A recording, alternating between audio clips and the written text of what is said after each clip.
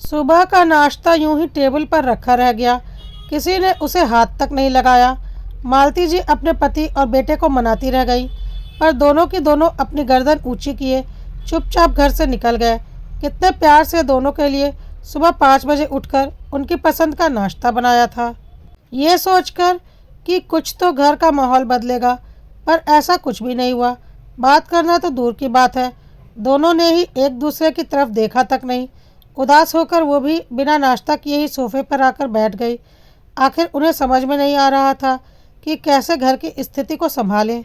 जब से घर में समीर ने कहा है कि उसे नेहा से शादी करनी है, बस तब से घर का माहौल बड़ा ही उदासीन हो चुका है। रमेश जी तो इसके पक्ष में बिल्कुल नहीं है, और समीर है तो उन्हीं का बेटा, अपने पिता की तरह जिद्दी। वो उनकी बात मानने को तैयार नहीं है, पर दोनों बाप बेटे के बीच में पिस तो मालती जी रही थी। समीर नेहा से 2 साल पहले मिला था, अपने दोस्त रजत की शादी में। उस दिन नेहा की रजत से शादी थी। रजत यहीं पड़ोस में रहता था और उसके बचपन का दोस्त था। नेहा काफ़ी सुलझी हुई लड़की थी। रजत के माता पिता उसे बहुत पसंद करते थे। जिंदगी यूं ही खुशी खुशी चल रही थी। रजत और समीर में बनती भी बहुत थी। दिन में एक बार ना मिले तो दोनों को चैन नहीं पड़ता था। नेहा का भी समीर के घर आना जाना था। मालती जी और रमेश जी को भी नेहा बहुत पसंद थी। रमेश जी तो अक्सर ही कहते थे कि इस घर में बहू आएगी तो नेहा जैसी ही आएगी। लेकिन पिछले साल एक कार दुर्घटना में रजत और उसके पिता की आकस्मिक मृत्यु हो गई। नेहा का तो सब कुछ ही लुट गया, लेकिन उसके बावजूद रजत की मम्मी सुलोचना को संभालने के लिए नेहा ने अपना आप को मजबूत कर लिया। नेहा के माता पिता ने उसे अपने साथ चलने को भी कहा, लेकिन सुलोचना जी के लिए वो नहीं गई। ऐसे में समीर ने सुलोचना जी और नेहा की काफ़ी मदद की। नेहा ने दोबारा जॉब ज्वाइन कर ली थी।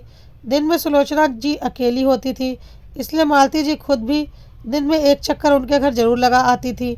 बड़ी मुश्किल से वो लोग अब उभरने लगे थे, लेकिन सुलोचना जी को हमेशा नेहा के लिए चिंता रहती थी। वो उसका पुनर्विवाह करवाना चाहती थी, पर नेहा इसके लिए राजी ही नहीं होती थी। लेकिन पिछले संडे समीर की बुआ जी यहाँ पर आई हुई थी। वो अपने साथ समीर के लिए कुछ रिश्ते लेकर आई थी। सब लोग बैठकर दोपहर का खाना खा ही रहे थे कि बुआ जी ने समीर के रिश्ते की बात छेड़ दी। पहले तो समीर आनाकानी करने लगा, लेकिन जब बुआ जी ने साफ साफ कहा तो इसने ये कहकर धमाका कर दिया कि वो नेहा को पसंद करता है और उससे शादी करना चाहता है। बस तब से दोनों बाप बेटे के बीच शीत युद्ध चल रहा है। लेकिन कल रात उस कमरे में ऐसी क्या बात हुई जो अब बचा कुचा बोलचाल भी बंद हो गया। मालती जी ने समीर से पूछा भी, लेकिन समीर ने कुछ बताया ही नहीं। तभी घर की डोरबेल बजी। मालती जी ने जाकर दरवाज़ा खोला तो सामने रमेश जी खड़े हुए थे। उन्हें देखते ही मालती जी ने पूछा, अरे आप इतनी जल्दी आ गए? तबीयत तो ठीक है? सिर दर्द हो रहा है, आराम करना चाहता हूँ। रूखा सा जवाब देकर रमेश जी अंदर कमरे में चले गए। उनके पीछे पीछे मालती जी भी कमरे में आई। अब बिना नाश्ता किए जाओगे तो सिर दर्द तो होगा ही ना। अपनी सेहत का बिल्कुल भी ध्यान नहीं रखते हो। मैं नाश्ता लेकर आती हूँ, आप नाश्ता कर लो, फिर दवाई लेकर आप आराम कर लेना। अब बस भी करो तुम, बस एक बार शुरू हो जाती हो तो बंद ही नहीं होती। इतनी ही फिक्र है तो शमीर को समझाओ, मेरे सिर के दर्द का कारण वही है। अचानक रमेश जी बिगड़ते हुए बोले, देखिए समीर समझदार है, अपना भला बुरा जानता है, एक बार आराम से बैठकर उससे बात तो कीजिए। अच्छा, मुझे ही समझा रही हो, पर उसे कुछ नहीं बोलोगी? देखिए नेहा समझदार है, कुछ सोचकर ही समीर उसे अपने लिए चुन रहा होगा, एक बार उसकी बात तो सुन लेते। मालती जी की बात सुनकर रमेश जी को गुस्सा आ गया और वो अपनी आवाज़ को तेज़ करते हुए बोले, तुम्हारा दिमाग खराब हो गया है? जानबूझकर जूठन कौन निकलता है? जूठन? मालती जी ने हैरानी से कहा। हाँ जूठन। जूठन नहीं है तो क्या है? अरे दोस्त की जूठन खाने को तैयार हो रहा है। उसकी ऐसी क्या मजबूरी है जो उस विधवा से शादी करने को तैयार हो रहा है?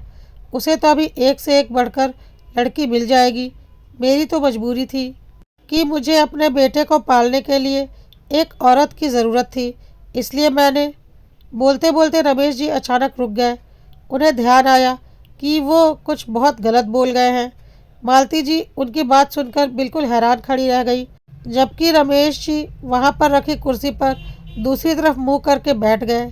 मालती जी की हालत ऐसी हो चुकी थी जैसे शरीर में से किसी ने जान ही निकाल ली। वो चुपचाप बाहर आकर सोफे पर बैठ गई। अब तो आंखों में से आंसू भी बरबस ही बह रहे थे। अपनी ज़िंदगी के 25 साल जिस शख्स के साथ बिता दिए, उसकी सोच इतनी घटिया थी।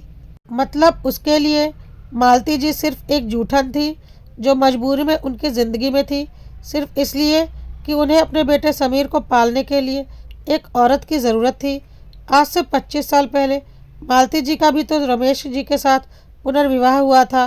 तब रमेश जी की पत्नी अपने 3 साल के बेटे समीर को छोड़कर दुनिया से कूच कर गई थी और इधर मालती जी माँ नहीं बन सकती थी। इस कारण उनके पति ने उनका त्याग कर दिया था। रमेश जी की माँ ने ही ये रिश्ता करवाया था।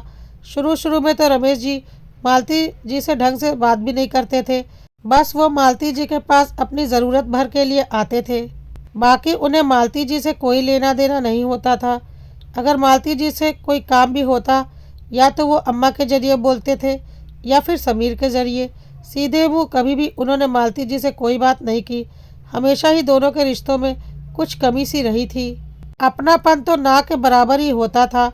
मालती जी ने इसे रमेश जी का स्वभाव मानकर अपना लिया था। बस समीर के पालन पोषण पर उन्होंने अपना ध्यान केंद्रित कर दिया था। पर आज जो शब्द बोले गए थे उसने इस रिश्ते की पोल खोल कर रख दी थी। ऐसा लग रहा था कि ज़िंदगी के 25 साल बाद वो बिल्कुल खाली हाथ खड़ी हुई थी। उनकी नज़र अपने दोनों खाली हाथों पर गई। सचमुच आज हाथ खाली नज़र आ रहे थे। इन 25 सालों में क्या किया और उसका क्या प्रतिफल है, कुछ समझ में ही नहीं आ रहा था। पूरी जवानी जहाँ स्वाहा कर दी, वहाँ क्या किसी को अपना कह सकती हैं, ये भी समझ में नहीं आ रहा था। उन्हीं दोनों खाली हाथों में अपना मुंह छुपाए मालती जी का रोना छूट गया। तभी उनके कंधे पर किसी के हाथ का स्पर्श हुआ। उन्होंने नजरें उठाकर देखा तो सामने समीर खड़ा हुआ था। मालती जी के सामने आकर समीर ने कहा, आपके हाथ खाली कहाँ है मम्मी? आपकी इतने सालों की तपस्या का फल मैं हूँ ना। इसीलिए नहीं बता रहा था आपको कुछ भी कि मेरे और पापा के बीच में क्या बात हुई। जानता था आपको दुख होगा। खून मैं उनका ज़रूर हूँ, लेकिन परवरिश तो आपकी हूँ, इसलिए आप रोइए मत। समीर मालती जी को समझाते हुए बोला तो मालती जी समीर के कंधे लगकर रो पड़ी। आखिर उन्हें जैसे तैसे चुप कराकर समीर मालती जी का हाथ पकड़कर उस कमरे में ले गया जहाँ रमेश जी पहले से बैठे हुए थे और वहाँ जाकर बोला, पापा मैं अपनी मम्मी को लेकर यहाँ से जा रहा हूँ। मैं नहीं चाहता कि मम्मी को यह महसूस हो कि जिस शख्स के साथ वो इतने सालों से रही है वो उनके लिए इतना घटिया सोच रखता है। यह सुनकर रमेश जी गुस्से में बोले, मैं तुम्हारा पिता हूँ, मेरे कारण तुम्हारा अस्तित्व है और तुम इसके लिए मुझे छोड़ रहे हो। ठीक है, जहाँ जाना है जाओ, लेकिन याद रखना फिर तुम्हें प्रॉपर्टी में से कुछ नहीं मिलेगा। पापा प्रॉपर्टी तो हर कोई कमा सकता है, परिवार और सम्मान कमाना हर किसी के बस की बात नहीं। मैं यहाँ से सिर्फ मेरी मम्मी और उनके सम्मान को लेकर जा रहा हूँ। आपको आपकी प्रॉपर्टी मुबारक हो, कहकर समीर मालती जी को लेकर उस घर से निकल गया और पीछे रह गए रमेश जी अपने दम्भ और अपनी घटिया सोच के साथ। कुछ दिनों बाद समीर और नेहा की शादी मालती जी और सुलोचना जी ने संपन्न करवा दी। हालांकि रमेश जी को भी बुलाया था पर वो नहीं आए।